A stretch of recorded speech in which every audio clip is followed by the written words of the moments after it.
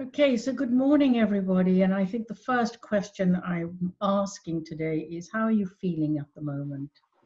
And you don't need to answer to me, but actually just make a mental note for yourself or on a piece of paper on a scale of 1 to 10, how are you feeling at this precise moment?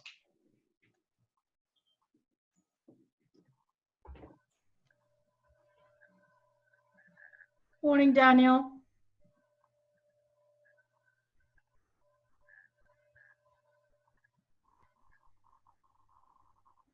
So that's Jeff. We've just started and we've just said, I'm asking people to, hi, Daniel.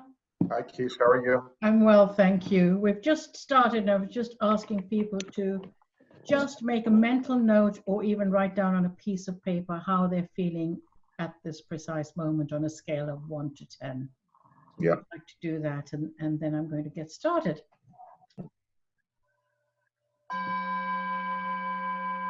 And so you're going to hear this bell through the call. And when the bell comes on, I will just talk you through about just becoming aware of your breath as it is. There's no need to change anything. Simply become aware of your breath. Letting go of anything and everything that you've had to do in order to be here right now.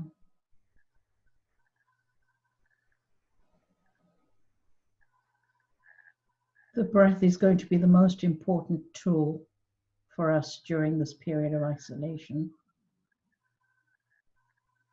And it's something we actually forget about.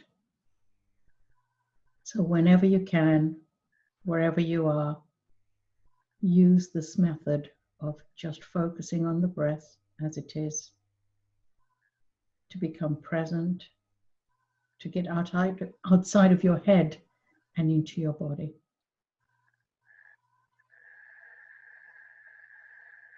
Great, and that will be going on maybe one more time or two more times during our call. And this is about working from home and also about mindfulness. So a lot of people have been thrown into working from home. I'd love, to give everyone an opportunity to share how they're managing it. And we have been sharing a document that Anna and Caroline, who are there, have helped me. They're my marketing people, have helped me put this together, and also because they've been self-isolating for a bit as well, so they've got quite a lot of experience around what that is involving with young kids, the two of them as well. So they've got stuff that they could even possibly share with us. But it's really about making sure, that first of all, you've got a dedicated space. Try not to do it in front of the sofa, even if it's the dining room and a chair in the dining room, make that your dedicated space, because it's about having the right posture. It's about having space for your papers. And it just becomes, even if it's a tiny space, just have a dedicated space. The second thing is about routine.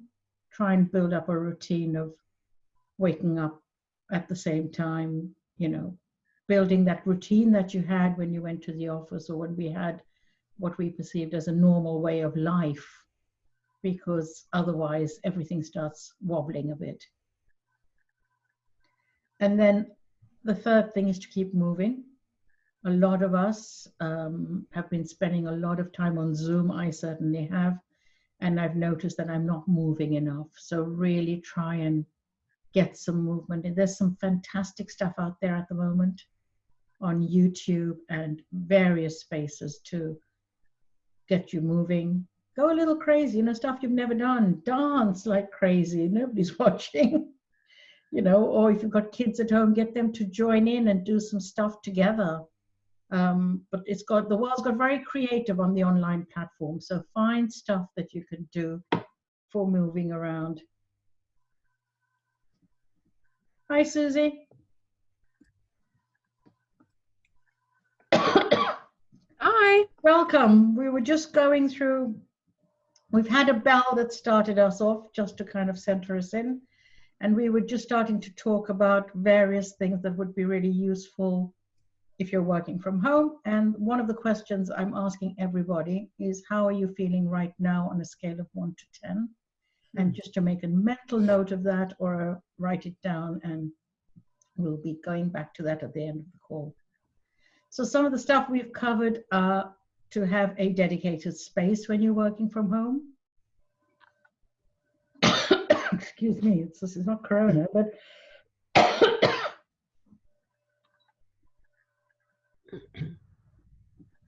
to have a routine, a regular routine of waking up, having breaks, coffee breaks, lunch breaks, to move around, even if it's a 2-minute stretch at your desk, or put on some YouTube videos or dance. It's just any kind of movement would be great. And I've got another one around breaks, but it's really important because a lot of people are not taking enough breaks, and they're really just continuing working, whether they're on calls back to back or even just sitting at their desk. So maybe book in a break with somebody virtually. Make sure you have a lunch break. You're allowed to be going out and exercising. Take that opportunity and do it. The other thing is around boundaries. You know, there's boundaries when you go out to the office, but when you're working from home, the boundaries are really not there. So it's really important that you keep those boundaries, work the hours that you need to. Everybody's being much more flexible about maybe working less than you normally would, because the well-being of us is really important. And if we can't take care of ourselves, then we're not going to be able to take care of the people who are around us. And that's a really important thing to remember, because we've been taught always to take care of everybody else and put ourselves last on the ladder. And we really need to kind of balance that a bit more. I'm not saying get completely selfish, but really do get a bit selfish and take some time out for yourself and look after yourself and have the boundaries. If you would be stopping work at 6 o'clock in the office, you know, make sure you do that. Or in fact, stop even earlier. My husband runs pharmacies, and they're actually having to shut the pharmacies an hour early so that the staff can have a bit more self-care and balance in their life. So we're in a time of really tough spaces, but also there's a lot of understanding going on out there. The other thing around working from home is also around confidentiality. So really making sure that your laptop is secure, that I think all of us are just tapping into our Wi-Fi at home. That may be secure, that may not be secure. So try and check with IT contacts that you have. If you don't have, I know a very good IT company that would be able to help you with that and make your kind of, your system much more secure. Because the way the home working has been rolled out at the moment, it's been from a place of having to, and all the systems have not been put in place.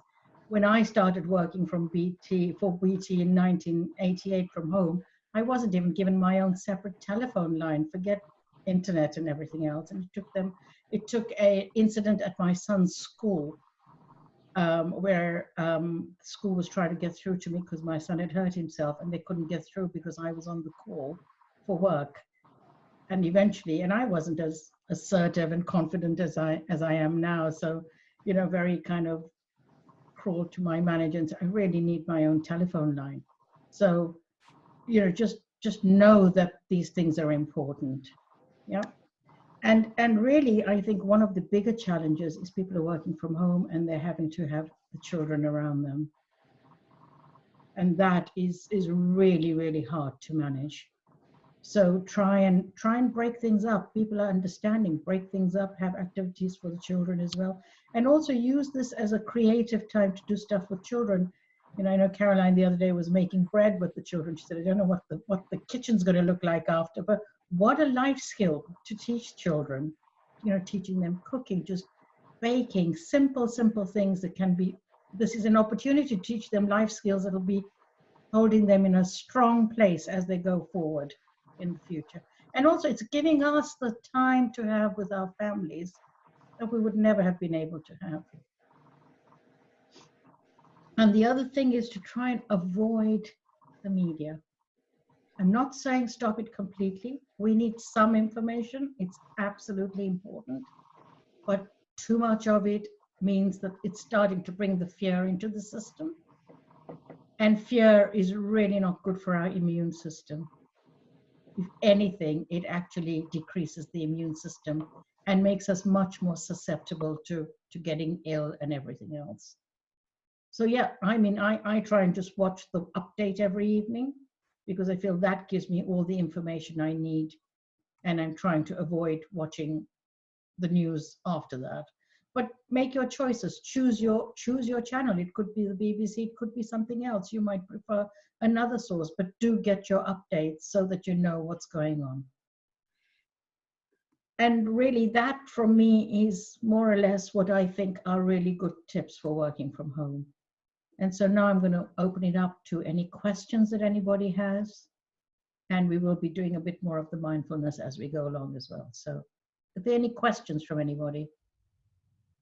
I actually have a question, Kish. Yeah, Dana. So if you have multiple people working in the house, Mm-hmm. so for example, you're talking about, but if you and your partner or, multiple people work in the same house together, what tips do you have for managing that? Yeah, I think that is quite a difficult one unless you've got separate floors or separate rooms. Yeah. I'm really not sure. Actually, I might even ask Anna because I think Anna and her partner are self-isolating, and I know that they're working in that way. Anna, do you have anything that you could add on that front for us? Well, I'm working. I have an office in the loft, so I sit up there, and then we've got young children, so we sort of take it in turns to swap round. That seems to be the only way we can make it work, really, at the moment. Just trying to keep sort of 2 desks going so that we can swap around, but I haven't really found an ideal solution, I have to say. And maybe Caroline, have you got anything to add to that? Because I know you're doing a similar thing. Yeah, we pretty much have, my husband's in the study at the moment and I'm sitting out in the kitchen, but I have to say my children are watching television at the moment because that's my kind of babysitter when we're both working. So otherwise we are pretty much, I do a shift that starts at about 6:15 in the morning where I get up and go and work early and do a couple of hours first thing in the study, and he looks after the kids out here. And so you try and use the space where you can shut the door and get away to try and get some really concentrated work done. And then I'm kind of dipping in and out at other times during the day because my work's a bit more flexible, and he's kind of online with work kind of, it takes an hour and a half at lunchtime, takes the kids out, and I use that time to go back into the study and do some more work, concentrated work, and sort of that we have this sort of, the kids know that whoever's in the study with the door shut, that they don't interrupt that person. And I suppose it's trying to get that with the understanding with them that actually you need the time where you don't have everyone coming in going, where's this, what's that, can I ask a question? Because you kind of need that time to, get your head into the right space again. Because I think my biggest challenge is just that dipping in and out is quite tricky, I find. It's trying to get enough time to actually get things done rather than just 5 minutes here and there, which is quite difficult to manage. Yeah, and I love what you're saying is that concentrated bit and changing the timings of your working as well. I certainly had to do that when I was working from home all those years ago because it was such a new thing. And my in-laws used to come and live with us for about 6 months from Kenya every year. And they didn't understand the concept of working from home. And they would invite all their friends for tea and whatever. And then they would get annoyed because I wouldn't come out and serve tea and biscuits and everything, because that's the culture I'm from. So my mother-in-law would say, but you're just working from home. What do you mean you can't do that? It caused a lot of problems. And sometimes it was so hard that I would give in. And then once I put the kids to bed and everything, I'd be working at night instead. But I wouldn't advise everybody to do that. It was such a tough thing to, and nobody understood it. If ever there were jobs that needed to be done, it was always me who had to do those jobs because she was just working from home. What do you mean? She's around. Yeah. So yeah, you're right. You need to get those concentrated bits and manage them. Anyone else? And I guess off the back of that, Kish, I guess, when you were talking about the boundaries aren't just with work, but they're also in your household as well. Sorry, Daniel, it broke up a little bit there. Yeah. When you were talking about the boundaries, I think the boundaries aren't just with work, but they're also within your household. Absolutely, yes. Yeah, you're absolutely right. So it's a bit like Caroline saying when they're in the study, you know, whoever's in the study, that's the person not to disturb. Yeah, my daughter was, I was telling my daughter I was doing this webinar, and she said, oh yeah, we knew we weren't to disturb you when you were in the study, you know, unless something serious had happened. So it's really interesting. But also equally, they said they don't really remember me working. They don't remember that, which is quite a nice thing. And hadn't a clue of what I was doing, but there we go. Yeah. Any other questions? I just an observation more is I've started to do a PE lesson in the morning with Joe Wicks in the front. Yeah, Joe Wicks has hit that. You know. Yes. So at 9 o'clock I'm there. I did it with my husband. It's just two of us at home and my son, who's a 23-year-old almost adult. So building a rhythm that's not so structured that you can't flex it. So did it on Monday, couldn't do it yesterday, did it this morning, and making it a rhythm but not a routine that's so fixed that you kind of sense that you're failing all the time. So yeah, and like you say, to breakfast, lunch and dinner, build in those breaks, and those things appear thus far to be able to be very supportive, and also to keep kind of short accounts. When you're with people all the time, they can certainly get on your nerves, can't they? absolutely. You suddenly realize, yeah. I said to my husband, how about we make a rule that we just speak to each other with respect? You know, because you have a spat and then it can continue when you can't get away from each other, even if you've got a large house. You know, I don't, but and so it's about keeping short accounts. I think that's really important as well. Just an observation. Okay, no, thanks, Susie. That's really useful to hear. I don't know if any of you heard, but the bell went as we were you were chatting. I didn't want to disturb you, so I just want you to just take a moment to just stop now and just become aware of your breath as it is. You're welcome to close your eyes if you like. You don't have to.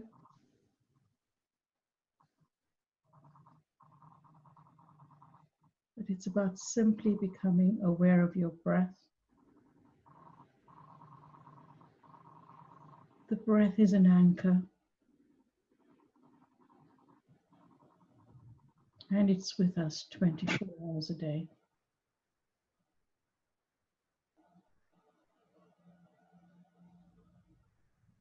So again, just become aware of the breath as it is.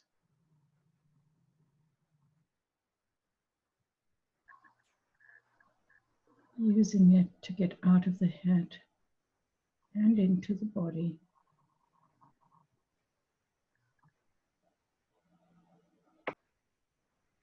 And in doing that, we become very, very present in the moment.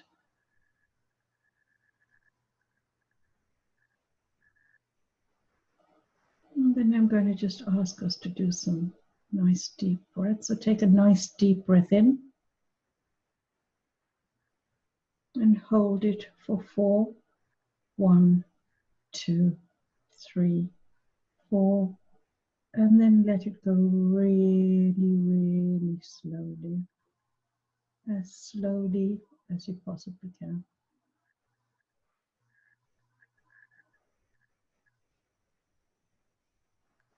And then take another nice deep breath in.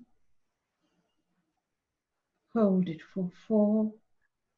1, 2, 3, 4. And just let it go really, really, really slowly.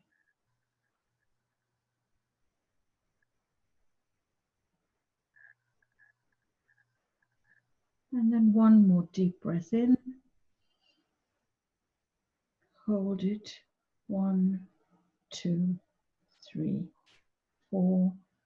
And just let it go really, really slowly.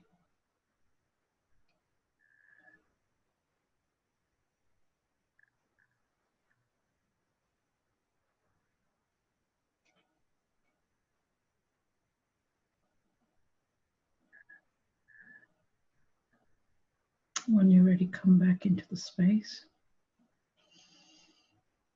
And also take a moment to just... Hi, Julian. And just take a moment to note your number, the number that you started with how you're feeling, and just see if that number has changed, or if it's the same, or if it's worse.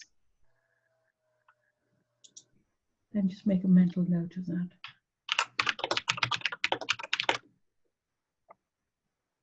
Hi, Julian. Hi, Kish. Sorry, I'm so behind. How are you? Okay, I'm well, thank you. We've recorded the call as Amy asked, so Oh, brilliant. Fantastic. Well, I'll just tag in where I can. Thanks so much for having me. We've just been sharing different things to be aware of when you're working from home, and people have just been asking questions and sharing their different routines. And Daniel had been asking, how do you work from home when there's several people working from home? You know, how do you manage that? And Anna and Caroline are both working from home with their partners and kids, so they were just sharing what they've done. You know, they're not sure whether what they're doing is working, but you know, at least it's been great sharing. And Susie's just been telling us how important routine's been in her household in order to kind of get working from home. So I'm going to open it up to just see if there's any questions, either around the working from home stuff or the mindfulness. Please feel free to ask. I think I was talking to a couple of people yesterday, and you know, for those of us that live on our own, who are now working from home as well. Yes. And that the impact that has, and how important it is to keep those connections going. Yeah. So I think, you know, that's something that I think will becoming increasingly important as we go over the next few weeks. Yeah, and I'm sure, I mean, I know I've been on two networking meetings. Yesterday, we had an almost all-day meeting on Zoom, but I also belong to a choir, and we had a virtual get-together and sang together, which was absolutely fantastic.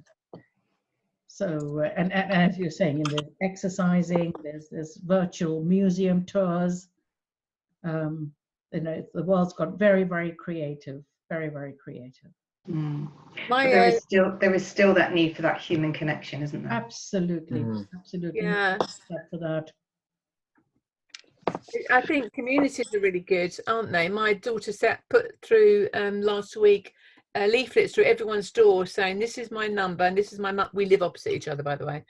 This is my mum's address. This is me. Let's make a WhatsApp group. And like, got loads of people on the WhatsApp group, and they're just chatting about stuff. Yeah. Just like sharing what's going on in their heads and stuff. And I think, you know, some are, like you say, Julie, a lot of them are single and isolated at home. Yeah. But if someone's going out, they're saying, oh, I can get you this. And I just think it stops that, you know, our primary need is to belong, isn't it? And that it has a sense of family then. So I think that's really good to do that. And there is part of what's going on at the moment, you know, there is, everybody's obviously, you know, initially we talked about this yesterday on another call, and it's work that I've done, and I see Ruth is on the call, but on mute at the moment, but Ruth knows I've shared this, where we have this transition curve that we go through, and initially it's panic and shock, you know, and then there's kind of grief, there's so many kind of emotions that we go through, and we go through those emotions quite often. We just don't realize how often, but we've got to know that we will be going through it. There'll be the shock, there'll be the anger, there'll be the grief, there'll be acceptance, and then when we get to acceptance, we start calming down.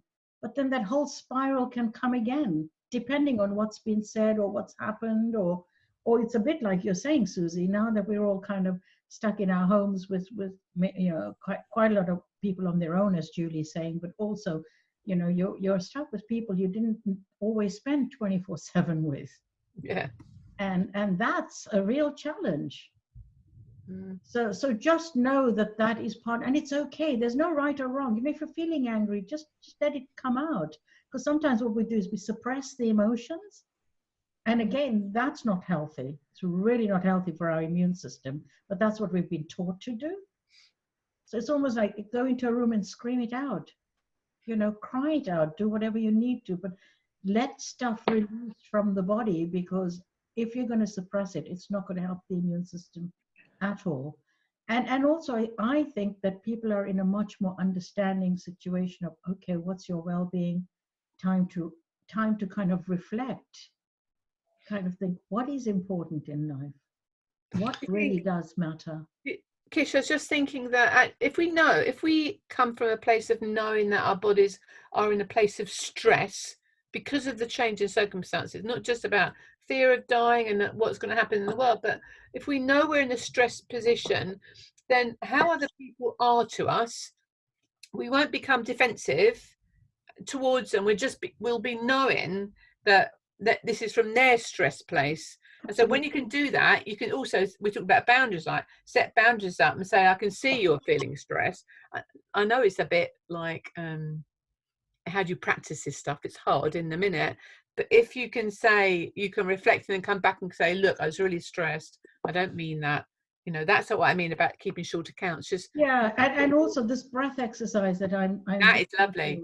You know, just stop and breathe. Just notice your breath. Honestly, it's the simplest thing one can do.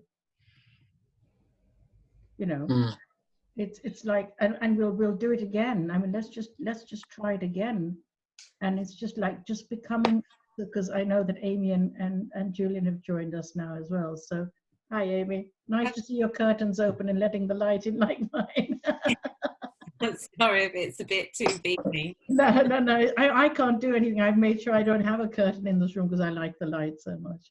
But yeah, let's just do that. Just becoming aware of your breath as it is. And if you want, just put your feet on the ground as well, because that helps kind of ground it. And relax into your chair. And then just simply becoming aware of your breath as it is.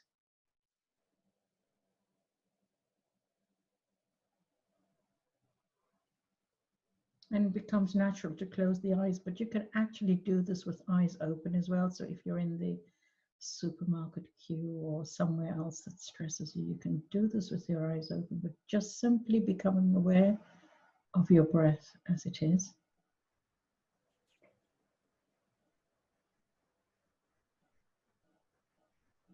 Literally observing your breath.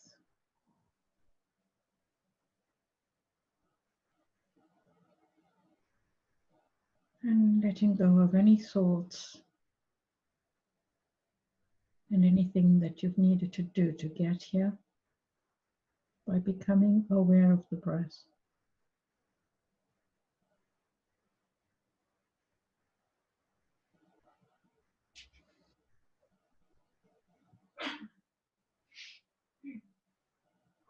As I've said before, the breath and the calming in the way we are doing now will build up your immune system.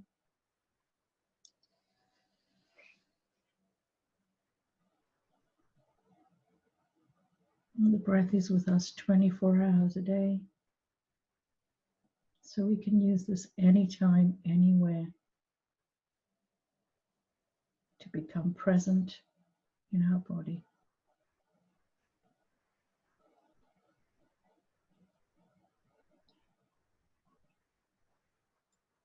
And sometimes this exercise can bring in a bit more anxiety. And that's okay too.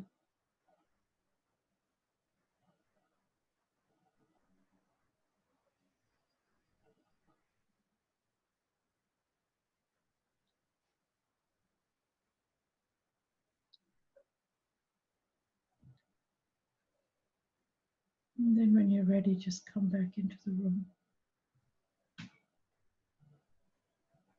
And those of you who were at the beginning of the call or in between when I asked how were you feeling on a scale of 1 to 10 at the beginning? And I'd like you to just make a note of how you're feeling now. And maybe if one or two of you share, that would be really nice to hear. I would actually say that I'm like an 8. You're, sorry? An 8. You're an 8. And what was it before, Daniel? 7. Okay.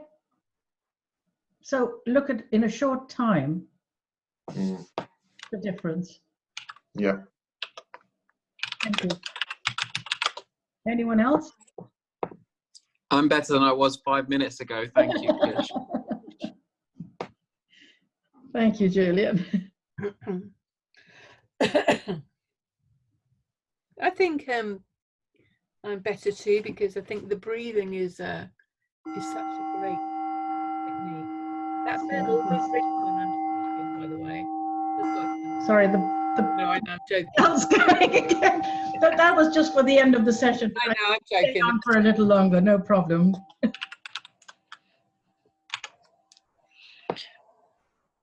It's very interesting, Kish, to hear yourself and your associates talk. As much as I've heard people describe the loneliness of being alone, I've also heard people describe the frustrations of being surrounded by your loved ones so much, you know, and there's clearly a balance to be found. And I hear a lot of people are sort of in shared households struggling to find their own sort of personal space to work in. There's confidentiality challenges. And yeah, I'm grateful that you recorded the session, and I'd love to take away to my team any insights that you've got. Yeah, no, and also I also mentioned about the security stuff, Julian. So and made people aware of, you know, what we were talking about yesterday around home kind of lines of broadband and things, and to get in touch with IT people. So no, thank you. You know, the recording is definitely going to be available, and I'm aware of people's time, and we're just after 12 o'clock now. So I'm open to any more questions, but. When's the next one? Yeah, well, this is the first one, so I think it'll be another one. I think I'm going to try and see what we can do, and maybe do one every week or something like that, and just at least give people, and I don't know if half an hour is enough or we need longer, but it's just a space for people to come together and be. So thank you everyone for joining me. Thank you. Half an hour's good for me. Thank you. Yeah. Yeah. Brilliant. Okay. Take care. Thank you. Bye. Nice to see you all briefly. Bye-bye. Bye. Bye-bye. Bye-bye.